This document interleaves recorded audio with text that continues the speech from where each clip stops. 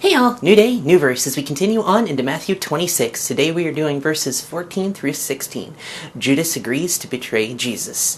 And it had a really heavy hit for me today and I want to share it with you. So let's dig into it and have some fun. Here we go. Then Judas Iscariot, one of the 12 disciples, went to the leading priests and asked, "How much will you pay me to betray Jesus to you?" They gave him 30 pieces of silver. From that time on, Judas began to look for an opportunity to betray Jesus. The 30 pieces of silver is Old Testament prophecy, and it's a really cool thing because it shows that God is working even in the middle of this. What struck out to me, though, or stuck out, was that he's wondering, how much will you betray me to pay me to betray Jesus? And how much will you give me to go against who I am? And I think that right there is the subject for today. How much will we give, or how much do we want when we betray Jesus like this? What are we doing it for? And what I mean by this is we are called to love, right? Love your neighbor as yourself. Love the Lord your God with all your strength, all your purpose, all your muchness. Heart, mind, soul for some of the other translations. Basically to devote yourself and your whole self to God. We are told to love our enemies as ourselves. And yet in today's world, we have this tendency of, oh, well, they're not my tribe. They don't think like I do, so they are my enemy. Missing entirely that God doesn't see a they when it comes to his children. He sees the lost, the broken, and all of us in need of him. He recognizes that not all of us want to choose after him. It's a sad state of the thing, but it's truth. Not everyone wants to chase after the Lord. Some of us in this world grew up in church and will end up, going through a lot of difficult stages, probably through the entire parable of the rough seed or the clean area where the seed will be sown, but not always grow. And I find myself wondering, in this era of everybody against everybody,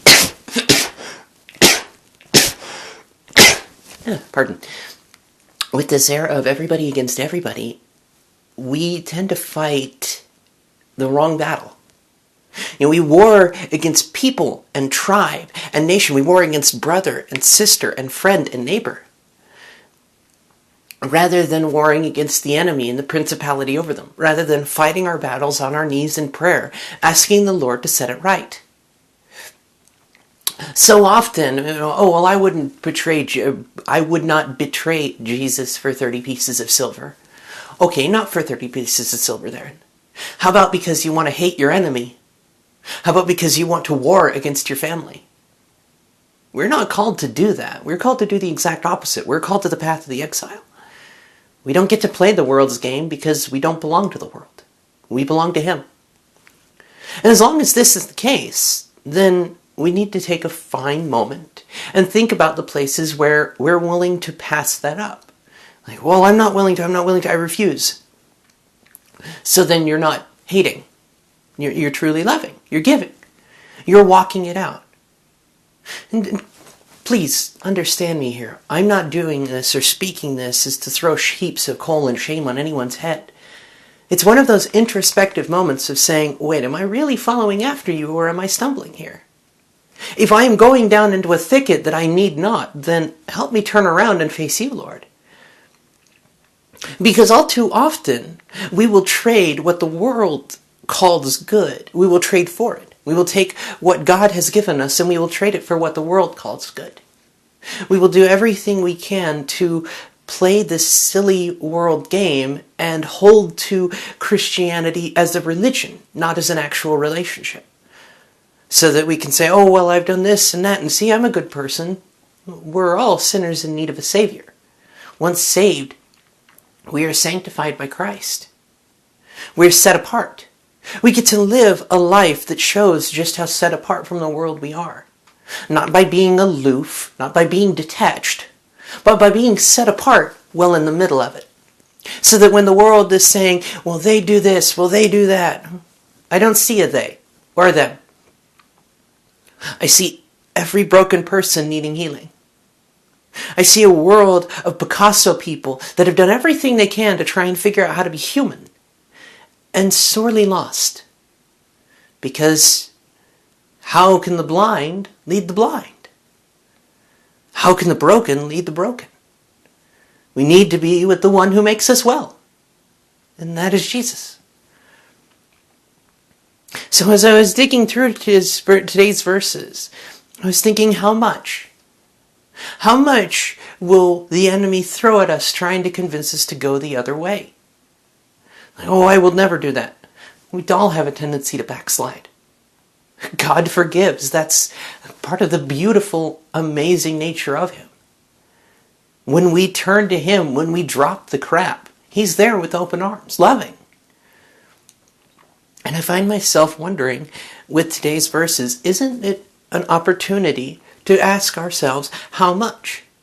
What have we been focused on instead of the Lord?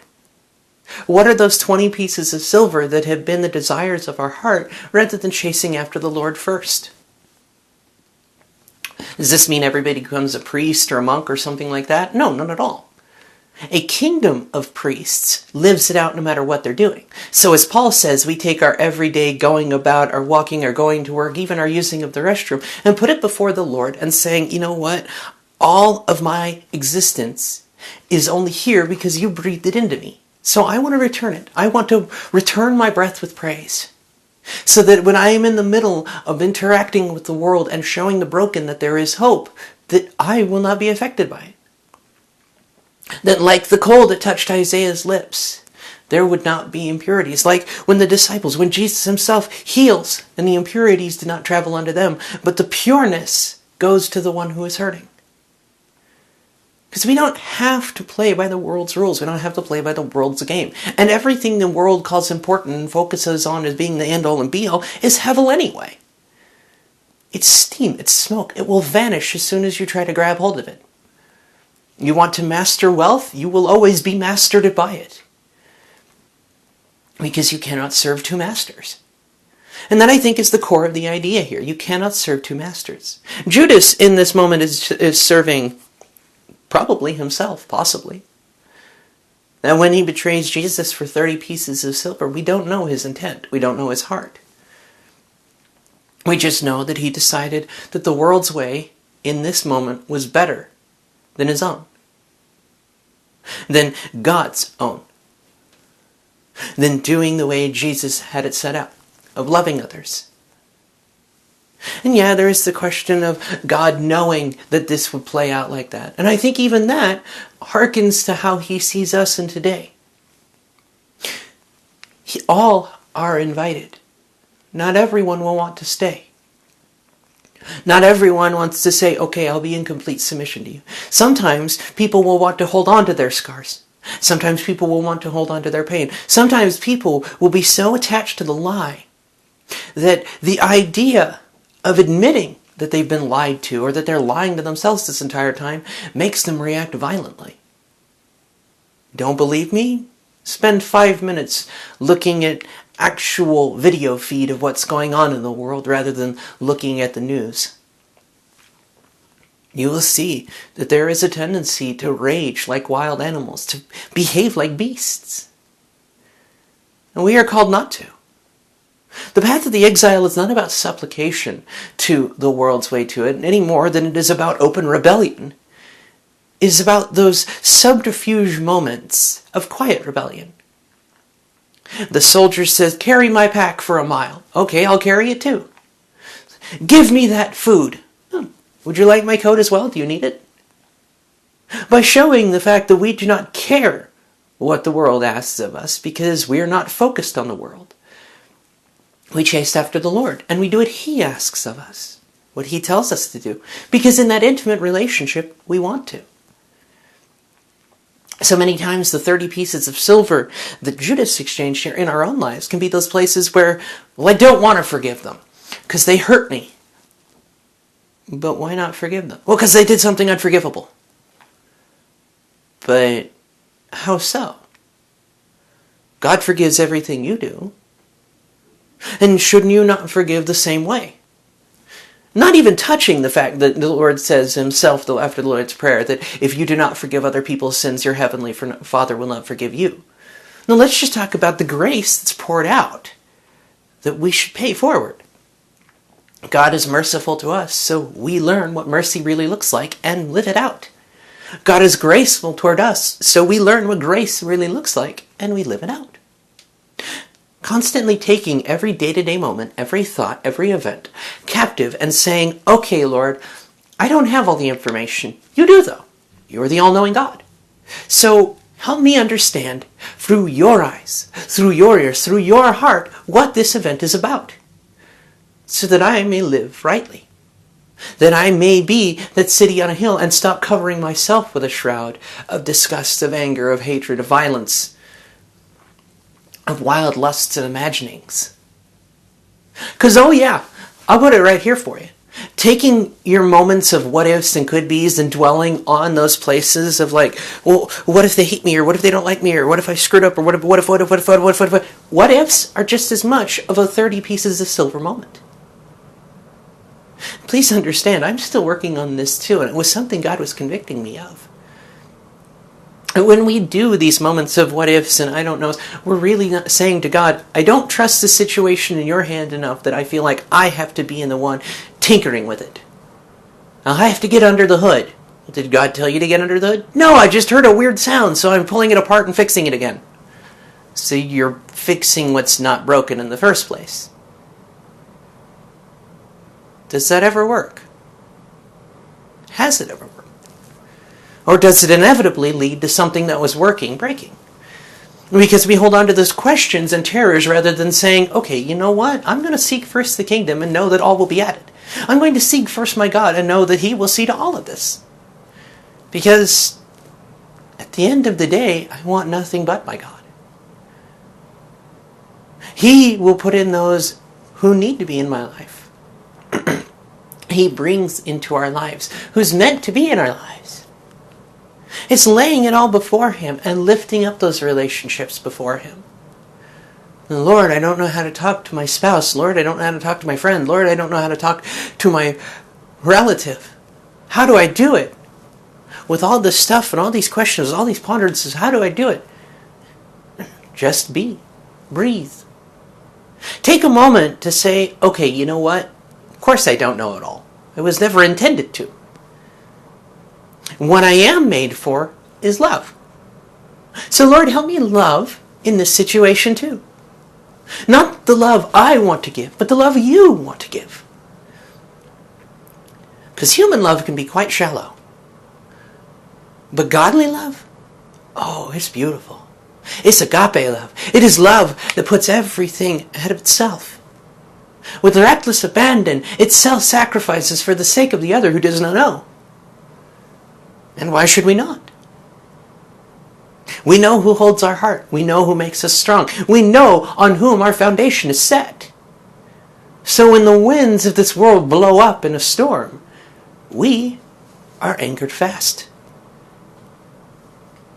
The person who built their house upon the rock instead of upon the sand. It is complete devotion. It's like, well, why would it? Because He is completely devoted to us. That is how intimate this relationship is. That God sees it all, knows it all, loves us anyway, and more than that, died in our place so that we may truly live. So why should we not echo that same love in our own lives? Pouring out as the Lord pours into us. Putting down the pieces of silver that this world offers, and instead chasing after Him, so that we may truly live. And that's what stuck out to me for today's verses. How often will we trade the world's 30 pieces for the love of Jesus? I think that's something that we should all take a moment to think about. Not to let the enemy beat us to death. No. To take those moments and say, Lord, I've been doing this wrong. Help me do it right. Help me turn to you fully, that I may not be lukewarm, but set ablaze for you. Because the fence is no place to sit. The word itself, the Lord has spoken through it, saying, if you want God, choose Him. If you want another God, choose it. But pick. Don't do this wishy-wash crap. Pick. If you want the Lord, chase after Him. Laying down the fears, laying down the struggles, Not thinking you have to get it perfect in one go. Simply circling back always to the fact that no, my God is greater. So I will put it before him. I will place this struggle before him. I will place this heartache before him. I will place these questions before him because he is my God. And I shall have none other. That is the kind of relationship. When you have somebody you're intimate with, you speak to them constantly, no? You share your hopes, your dreams, the things you're struggling with. You open up. Why would this not be the same?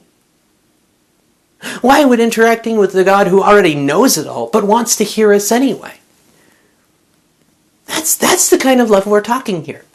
The God who already knows wants to hear anyway, wants the conversation. So that even when we hate the sound of our own voice and struggle, the Lord is enjoying hearing it because we're talking with him. We're communicating to and with the source of all life who pours out in us anew. Intimate relationship, not religion. Completely in for God and laying down the world's silver. That's the offer we get. If you want me, take me. Be with me. Be mine. The purest form of love that dies in our place. So that we can be in intimate relationship. That is the power of the blood. That through his blood we can go to the Father in trust and joy, knowing that we are saved. So why should we not live that out? In hope, in love, in mercy. Remembering what God says through Micah in chapter 6, verse 8. I've told you, human, what to do, what is good. You are to live justice, love mercy, and walk humbly with your God. So let's let him set the way as we walk, knowing he's God, and he'll see to it. So all we have to do is love our lives, an offering of praise, when we truly live it out. I will see you guys tomorrow as we continue on into Monday. I will see you guys Monday as we continue on into chapter 26 with verses 17 through 30 on the Last Supper. I will see you guys then. May his favor be upon you. Know that you are loved. And don't give up hope when you're struggling. Dig into the Lord more. Because he is slow to anger, gracious in mercy, and compassionate beyond understanding. He will see justice met. All we have to do is let him be God, who he is in the first place, and leave the world's games behind. I'll see you then.